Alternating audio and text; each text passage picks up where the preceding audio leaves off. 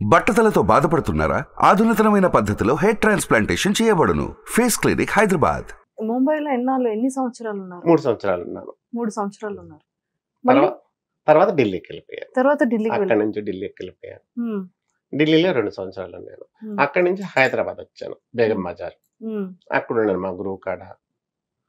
తర్వాత నెల్లూరుకి వెళ్ళాను. అప్పుడు నా రూపురేఖలు మొత్తం మారిపోయాయి. సర్జరీ చేయించుకోవడం అంటే ఖచ్చితంగా సర్జరీ అనేది ఖచ్చితంగా చేయించుకోవాలంటే సర్జరీ అంటే చేయించుకోవాలి. మా ట్రాన్స్జెండర్ అంటే కంపల్సరీ చేయించుకోవాలి. చేయించుకోకుండా కూడా కొంతమంది ఉన్నారు. అట్టని చెప్పని వాళ్ళ నకిలీ కాదు, ఏదో సమస్యల వల్ల చేయించుకోకుండా ఉంటారు. కంపల్సరీగా చేయించుకోవాలి. మన రూపురేఖలు మారాలి అని చెప్పంటే సర్జరీ కంపల్సరీగా చేయించుకోవాలి. టెస్ట్ పెట్టించుకోవాలి అన్ని. మనము ఇంకా నేనైతే ఇంకా లేడీ మాదిరి అవయవాలు అవన్నీ మాత్రం లేడీ మాదిరి. అంటే చాలా వరకు ఏంటంటే బాడీలోని పార్ట్స్ అనేది పెరగడం కోసం ఏవో ఇంజెక్షన్స్ ఇవ్వడం వల్ల వాళ్ళకి పెరుగుతుంది, బాడీలో పార్ట్స్ ప్రైవేట్ పార్ట్స్ అనేది అంటూ ఉంటారు. అది నిజమేనా? అంటే ఇంజెక్షన్స్ వల్లేనా? ఇంజెక్షన్స్ వల్లే. అప్పట్లో ఇప్పట్లేవు. ఇప్పుడు ఇంజెక్షన్ లేవు, టాబ్లెట్లు లేవు. ఢిల్లీలో ఉండేది సండే మండే గోళీలు అని చెప్పని ఢిల్లీలో ఉండేది. అప్పుడు మేము అవి వేసుకునేది. ఇప్పుడంతా సర్జరీ, కానీ ఎక్కువ పెయిన్ ఉంటుంది. ఆ పెయిన్ భరించాలి. 10 days వరకు బాగా పెయిన్ ఉంటుంది. ఈక్వల్ టు గర్ల్ అంతే. ఆడపిల్ల ఎలా అయితే కొన్ని సందర్భాల్లో పెయిన్ అనేది ఫేస్ చేస్తుందో పీరియడ్స్ టైం ఇదంతా, ఇంకా అలా కదా ఒక ట్రాన్స్జెండర్ లైఫ్ కూడా. సో ఇప్పుడు ఆఫ్టర్ సర్జరీ తర్వాత అంటే బాయ్స్ ఎప్పుడైతే ట్రాన్స్జెండర్ గా చేంజ్ అయిపోతారో ఆఫ్టర్ సర్జరీ తర్వాత అంటే మీసాలు కానీ గడ్డం కానీ ఇంకేం పెరగదంటారా? కొంతమందికి ఏం చేస్తారంటే సర్జరీ చేసేటప్పుడు ఆ బ్లడ్ తీసి మొహానికి పూసేస్తారు. అమ్మో. ఆ అవయవాలు ఎప్పుడు కట్ చేస్తారో ఆ బ్లడ్ తీసి మొహానికి పోస్తారు అని అంటారు. కానీ నాకు పూర్తిగా దాని గురించి తెలియదు. నేనైతే పూపించుకోలేదు. పూసినప్పుడు ఆ స్మూత్ గా అయిపోతుంది అని చెప్పి అన్నారు. నాకైతే ఇక్కడ వరకు హెయిర్ ఉండేది. ఇక్కడ నుంచి ఇక్కడ వరకు హెయిర్ ఉండేది. కొంచెం సోప్ వేసుకుంటే చాలా బురుగు వచ్చేసేస్తుంది అనమాట. హెయిర్ రింగుల్ గా ఉండేది. కర్లీ హెయిర్ కాళ్ళకి గాని తొళ్ళకి గాని అలాగా విపరీతంగా ఉండేది ఒళ్ళంతా. నేను సర్జరీ చేసుకున్న 41 రోజుకి మాకు బాగా ఫంక్షన్ చేస్తారు. ఆ ఫంక్షన్ లో బాగా పసుపు అంతా రుద్ది ఒక పెళ్లి కూతురు మాదిరి చేసి నలుగు పెట్టి చేస్తారు. అప్పుడు ఎట్టబోయే నాకే తెలియదు. అసలు ఇంకా హెయిర్ అనేది లేదు. హెయిరే లేదు. స్మూత్ అయిపోతుంది, మెత్తగా అయిపోతుంది బాడీ అంతా. స్కిన్ అంతా మెత్తగా లేడీకి అయిపోయినట్టు అయిపోతుంది. ఓకే. ఆఫ్టర్ సర్జరీ అయిన 41 days తర్వాత సో ఖచ్చితంగా సర్జరీ అయిన తర్వాత 41 days తర్వాత ఫంక్షన్ చేస్తారా? కంపల్సరీ చేస్తారు. అంటే దేనికోసం అది? 11 రోజులకు ఒకసారి చేస్తారు, 21 రోజుకి ఒకసారి చేస్తారు, 31 రోజుకి ఒకసారి చేస్తారు. లాస్ట్ 41 రోజుకి చాలా గ్రాండ్ గా అన్ని 13 జిల్లాలకు చెప్తారు. సో అదర్ స్టేట్ నుంచి కూడా పిల్లలు పంపించి అందరి సమక్షంలో చేస్తారు. చాలా పెద్ద కమ్యూనిటీ. మా కమ్యూనిటీతో చాలా పెద్ద సెలబ్రేషన్ చేసుకుంటాం. కానీ నిజంగా లైఫ్ లో చాలా వరకు కొంతమంది మంచిగా సక్సెస్ అయిన వాళ్ళు ఉన్నారు. అంటే ఇప్పుడు నవే డేస్ లో అంటే సొసైటీలో సమాజంలో ఒక ఈ ట్రాన్స్జెండర్స్ అనే పదానికి ఒక గౌరవం వచ్చింది. అది మనుషుల్లో కూడా చాలా మార్పు వచ్చింది. ఎంతో మంది గవర్నమెంట్ సెక్టర్స్ లో జాబ్స్ తెచ్చుకున్న వాళ్ళు ఉన్నారు, డాక్టర్స్ అయిన వాళ్ళు ఉన్నారు. ఇలా ఒక్కొక్క కేటగిరీలో ఒక్కొక్కరు ఇప్పుడు చూస్తున్నాం సక్సెస్ అవుతున్న వాళ్ళని. కానీ అంటే మీ లైఫ్ లో మీరు చేసే ప్రాబ్లమ్స్, మీరు ఫేస్ చేసే కొన్ని ఉంటాయి, హార్ట్ చాలా పెయిన్ఫుల్ గా అనిపించేది. అంటే ఎంత కమ్యూనిటీలో ఉన్నా, ఎంతమంది ఆదుకున్నప్పటికీ కూడా ఇటువైపు పేరెంట్స్ ని వదిలి ఉండేది ఒకటి చాలా భారమైనటువంటి పెద్ద ఇది కదా. ఆ తర్వాత మరి మనుషులతో తిరగాలి, డైలీ వేస్తే ఎంత కమ్యూనిటీలో ఉన్నా బయట సొసైటీలోనే తిరగాలి, బయట సొసైటీలోనే వర్క్ చేయాలి. ఎన్జిఓస్ గా మీరు వర్క్ చేశారు కూడా. సో మరి అవన్నీ ఎలాగా ఫేస్ చేసుకొని వచ్చారు? నా గోల్ ఏంటంటే నేను బెగ్గింగ్కి వెళ్ళకూడదు. మా అన్నయ్య వాళ్ళంతా ఇక్కడే ఉన్నారు, టౌన్ లో జాబులు చేస్తున్నారు. బెగ్గింగ్కి వెళ్తే వాళ్ళు ఎక్కడో దగ్గర తీసుకుని చంపేస్తారు అనే భయం. నేను ఏదైనా జాబ్ చూసుకున్నాము అంటే 10th క్లాసు దాని మీద ఎవరు జాబులు ఇవ్వరు. అందులో నేను ఇలాగైపోయాను కదా, ఎవరిస్తారు? మేమంటేనే కొంతమంది అప్పట్లో చాలా చేదరించుకునేది, హేళనగా చూసేది, వివక్షగా చేసేది మమ్మల్ని. అందువల్ల నేను ఎక్కడ గవర్నమెంట్‌కి నేను ట్రై చేయలేదు. అట్టాటి సమయంలో కొన్ని సంవత్సరాల తర్వాత ఒక ఎన్‌జీఓ నాకు సహాయం చేసింది. దానిలో నేను రూ. 3000కి చేరాను.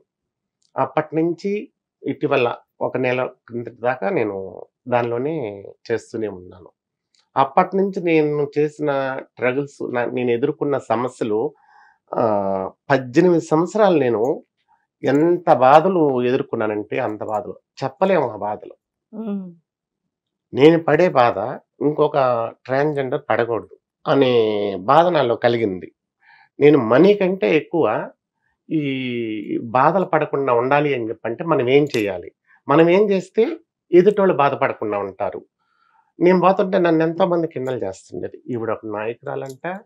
ఈవిడ మళ్ళీ అందరికి హెల్ప్ చేస్తదంట. ఈవిడే రక్షించుకోలేకుంది.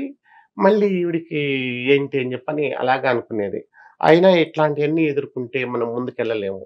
ఇలాంటియన్నీ వదిలేయాలి అని చెప్పని నేను కలెక్టర్లతో, ఎస్పీ గారులతో ఇదంతా పోరాడేది. ఆధార్ కార్డ్ కోసం. ఓన్లీ ఆధార్ కార్డ్ కోసం పోరాడేది. నాకు ఆధార్ కార్డులు లేవు. ఆధార్ కార్డులు అడిగితే ఎంఆర్ఓ ఆఫీస్‌కెళ్ళి ఆధార్ కార్డ్ అడిగితే, మీ అమ్మ నాన్న పేరు ఏం పేరు? మీది ఏ ఊరు? మీ ఇంటి పేరు చెప్పండి అని. అమ్మా నాన్న వదిలిపెట్టేసే కదా మేము బయటొచ్చేసింది. కొంతమందినైతే వదిలిపెట్టేసి మేమొస్తాము. కొంతమందైతే వోళ్ళే బయటకు బయటకి పంపించేస్తారు. పంపించేస్తారు. అలాంటప్పుడు వాళ్ళ పేర్లు మేము ఎలాగా మెన్షన్ చేస్తాం అక్కడ? చెయ్యం గదా! అవును. అవును. అందుకని మేమేం చేసామంటే, మాకైతే ఎవరైతే రీతేస్తారు మమ్మల్ని కూర్చొనబెట్టుకొని, మేము ఫస్ట్ ఎళ్ళినప్పుడు మాకంటే పెద్దోళ్ళు మమ్మల్ని కూర్చొనబెట్టి రీతేస్తారు. రీతేసినప్పుడు ఈళ్ళు మీ గురువు గారు అంటే అత్త. ఈవిడ మీ అమ్మ. ఆ రోజు నుంచి అత్త, అమ్మ అంటే వాళ్ళే. వాళ్ళే మాకు. అత్త అంటే భర్తతో సమానం మాకు. అమ్మ అంటే ఆ అమ్మాయి. అలాగా ఉంటామనమాట. అత్తగారింటి పేరే మాకు వర్తిస్తది. మా ఇంటి పేరు మాకు వర్తించదు. మా అమ్మ, నాన్న పేరు మాకు వర్తించదు. మా అత్తగారి పేరుంటాది. లేదంటే వాళ్ళ భర్త గారి పేరుంటది. అత్తగారి భర్త గారి పేరుంటాది. అంతేగాని మా అమ్మ, నాన్న పేరుండదు. మా ఇంటి పేరుండదు. ఎవరికి గూడా. సహజంగా మాక్సిమం 75% అత్తగారింటి పేరే ఉంటది. అత్తగారు హస్బెండ్ పేరు తండ్రిగా ఉంటదే గానీ, అవును. అవును. మా అమ్మ, నాన్న ఇంటి పేరు ఎవరికీ ఉండదు. ఒకవేళ ఇప్పుడు జనరేషన్‌లో 25% ఉండొచ్చేమో బహుశా తెలీదు. అయితే మేము ఆ ఆధార్ కార్డులు సంపాదించుకునే దానికి 5 ఇయర్స్ కష్టపడ్డాం. కలెక్టర్ ఆఫీసుల చుట్టూ తిరిగి ఎవరొచ్చారక్కడ? గ్రీవెన్స్ డేకి ప్రతి సోమవారం రోజు గ్రీవెన్స్ డే జరుగుతది. అప్పుడు మేమెళ్ళామనుకో లైన్‌లో ఎళ్ళినా గూడా ఎవరొచ్చారు? ట్రాన్స్‌జెండర్స్. పక్కన నెట్టేసి అక్కడ కూర్చోమనమనండి వాళ్ళంతా. ముందు ఈళ్ళకి చూపించి పంపించేసేయండి. లంచ్ అవర్ అవుతది. మళ్ళీ వాళ్ళొచ్చేటప్పటికి మేము అక్కడే కూర్చోనుంటాం. మాకు బువ్వుండదు, ఏముండదు. పడిగాపులకి 5 సంవత్సరాలకి పోరుకాడాం. అప్పుడు ఆధార్ కార్డులు మా నెల్లూరు జిల్లా వాళ్ళకి మొత్తం ఇప్పించాం. తర్వాత ఆధార్ కార్డు ఉన్న తర్వాత రేషన్ కార్డు. రేషన్ కార్డ్ ఇచ్చిన తర్వాత మాకు పెన్షన్ అడిగాం. చంద్రబాబు నాయుడు గారిని పెన్షన్ అడిగాం. ఆ హయాంలో చంద్రబాబు నాయుడు గారు సీఎంగా ఉన్నారు. ఆయన్ని అడిగాం డైరెక్ట్‌గా. అంటే మహిళా దినోత్సవం రోజు ఒకసారి నెల్లూరులో మీటింగ్ పెట్టారు. కనపర్తిపాడులో మీటింగ్ పెట్టారు. ఆ రోజు ఒక అర్జీ రాసుకొని తీసుకెళ్ళాం. పోలీసులు పంపలేదు. మీరు గాని ముందుకు గాని వచ్చారంటే అరెస్ట్ చేసేస్తానన్నాడు ఎస్పీ గారు. అయినా అరెస్టే కదా చేస్తారు. ఎంతమందున్నారు? 700 మంది దాకా ఉన్నారు. 700 మంది కోసం నా ప్రాణం పోతే పోయింది. వాళ్ళ కోసమే కదా నా ప్రాణం పోయేదని చెప్పని ఎంత బార్కేళ్ళేసేస్తున్నారు. ఎగిరి దూకేసేసి అవతలకెళ్ళిపోయాను. దూకేసి ఎళ్ళిపోతే అప్పుడు చంద్రబాబు నాయుడు గారు చూస్తున్నారు. పోలీసులందరూ ముట్టడిచ్చేసేసారు. అప్పుడు ఆయన చెప్పారు. ఎవరి చేత చెప్పి పంపించారు. ఆవిడని పైకి తీసుకురమ్మంటున్నారు. ఆవిడ ఎందుకు దూకిందో అవి అడగాలంట సారు అని చెప్పంటే నేను అర్జీ పట్టుకొని చంద్రబాబు నాయుడు దగ్గరికెళ్ళాను. సార్ ఇవి మా బాధలు. మాకు పెన్షన్ లేదు, ఏమి లేదు. గవర్నమెంట్ దగ్గర నుంచి మాకు ఏ ఆదాయం లేదు. మేము ఎలా బ్రతకాలి? మాకు చదువుకున్న వాళ్ళకి ఏదైనా ఉద్యోగాలన్నా ఇప్పించండి. లేదంటే మాకు పెన్షను ఇవ్వండి. మేము వికలాంగులతో సమానమే గదా! ఒక అవయవం కోల్పోయినోళ్ళమే గదా! అని చెప్పని అడిగాం. అడిగినప్పుడు ఓకే అన్నాడు. వికలాంగులకి, బ్లైండోళ్ళకి మాకు 3000 చొప్పున ఇస్తున్నారు. శాంక్షన్ చేశారు. మొత్తానికి గట్టిగా సాధించారు. సాధించాం. ఎన్ని లాఠీల దెబ్బలు. ఒకనాటి లాఠీల దెబ్బలు తెలియలేదు. ఆయన వెళ్ళిపోయిన తర్వాత సెపరేట్‌గా పిలవని పంపించి రూమ్‌లో ఏసి కొట్టారు నన్ను. అంత సాహసం ఎందుకు చేసావు? ఆయన కాబట్టి పిల్లనంపించి మా ఉద్యోగాలు పడతాయి, అప్పుడు ఎవరు పెడతారు మాకు బోవ అని చెప్పని రూమ్లో వేసి కొట్టారు. కొట్టినారు. అయినా వాళ్ళకి ఈరోజు 3,000 రూపాయలు వస్తున్నాయంటే సంతోషమే కదా. ఆ సంతోషం ఉందా ఈ దెబ్బలు ఎంత అనుకునేదాన్ని. అలాగని చెప్పని వదిలేదు. 2014లో మేము పడ్డ కష్టాలు ఇంకొక ట్రాన్స్జెండర్ పడకూడదు, ఇలాంటి సమస్యలు రాకూడదు, ఇంకా వచ్చే జనరేషన్కైనా మా ట్రాన్స్జెండర్ కమ్యూనిటీకి బాగా సుఖం ఉండాలా. అది అటు ఆంధ్ర కావచ్చు, ఇటు తెలంగాణ కావచ్చు, టోటల్ రాష్ట్రం మొత్తం కావచ్చు, దేశం మొత్తం కావచ్చు. కానీ ఆ ట్రాన్స్జెండర్ హిజ్రా అనే ఈ 2 నేములు వచ్చేదానికి ఒక జిల్లాలో నేను కష్టపడితే రాలేదు.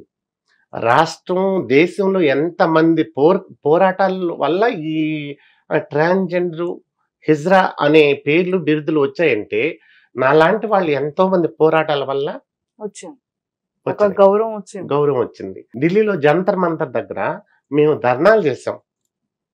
అక్కడికి వెళ్ళి మమ్మల్ని చెక్కాగాళ్ళు అంటున్నారు, 0.5 అంటున్నారు, కొజ్జా అంటున్నారు, నపంసకులు అంటున్నారు. ఇవే మా బిరుదులు. మేము మనుషులమే కదా, మాకు మానవత్వం ఉంది కదా, మేము సమాజంలో తిరగాలి కదా. మేము ఈ రోజుకి వివక్షకి గురవుతున్నాము. బెగ్గింగ్ అందంగా ఉంటాము, అందంగా ఉండేసి పోయి 2 చేతులు దాచి అడిగితే మాకెంత చిన్నతనంగా ఉంటుంది, సమాజంలో తిరగాలి కదా అని చెప్పానంటే వాళ్ళు ఏదో ఆ పోటీకి మాటలు గడిపే మాటలు చెప్పేసారు. కానీ మొత్తానికి సాధించుకున్నాం, అందరం కలిసి సాధించుకున్నాం. అప్పుడు కానీ మన తెలంగాణ ఆంధ్ర విడిపోయేటప్పుడు కూడా మేము పోరాడాం. ఎందుకంటే మన తెలంగాణ ఆంధ్ర తల్లి బిడ్డల్లాగా అన్నదమ్ముళ్ళలాగా ఉన్నారు. చీలిపోతుందనే బాధ ఓన్లీ ట్రాన్స్జెండర్స్ వరకే కాకుండా లేడీస్కి ఎక్కడ నిర్భయ చనిపోయింది, ఎక్కడ నిర్భయని హత్య చేసింది, ఎక్కడ నెల్లూరులో మేము జెండా ఇస్తాం.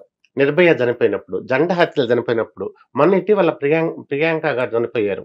ఆవిడ చనిపోయినప్పుడు, ఉప్పులు పప్పులు పెరిగినప్పుడు, పెట్రోల్ ధర పెరిగినప్పుడు ప్రతి దానికి మేము ధర్నాలు చేసేది. ప్రతి విషయం కోసం మేము పోరుకాడేది. ఏది జరిగినా కూడా పోరుకాడేది. ఒక అమ్మాయికి ఏదన్నా అన్యాయం జరిగిందంటే అక్కడ అలేఖ్య ఉంటుంది, ఎక్కడ అన్యాయం జరిగితే అక్కడ అలేఖ్య ఉంటుంది కంపల్సరిగా.